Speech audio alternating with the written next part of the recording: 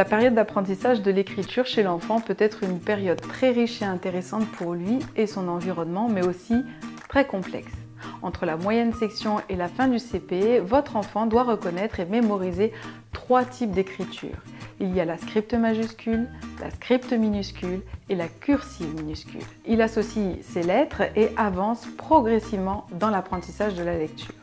Pour apprendre tout ça, votre enfant va avoir vraiment besoin de jouer, de manipuler, de sentir, de toucher. Les cartes-jeux de ce type lui permettent, sur un même support, d'avoir les 3 écritures tracées. Les lettres étant rugueuses, votre enfant les mémorise plus facilement.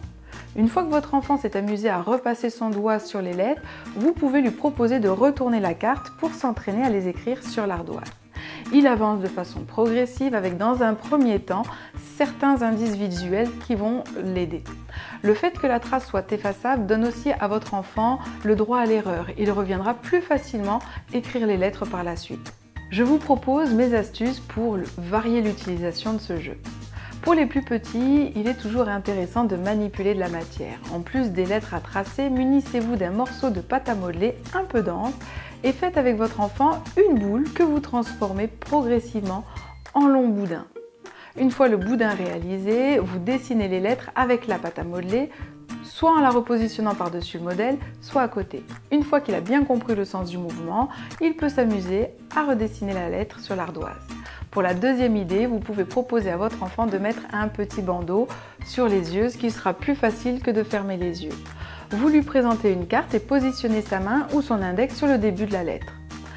Vous lui précisez au début du jeu quel type de lettre vous allez lui faire deviner. Il doit suivre ensuite la lettre avec son doigt et la nommer.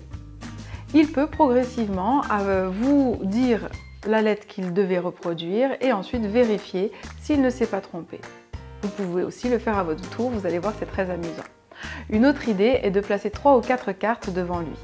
Vous dessinez dans son dos la lettre que vous voulez qu'il devine et il devra vous la montrer du doigt, puis la redessiner les yeux ouverts ou les yeux fermés. Ces petits jeux vont permettre à votre enfant de façon ludique de mémoriser les différents graphismes et le sens du mouvement.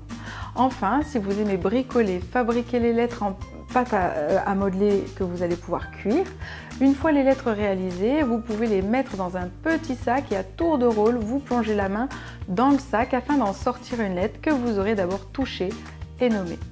Si vous avez trouvé la bonne lettre, elle est gagnée et vous la placez sur son support. Sinon, elle retourne dans le sac et on continue.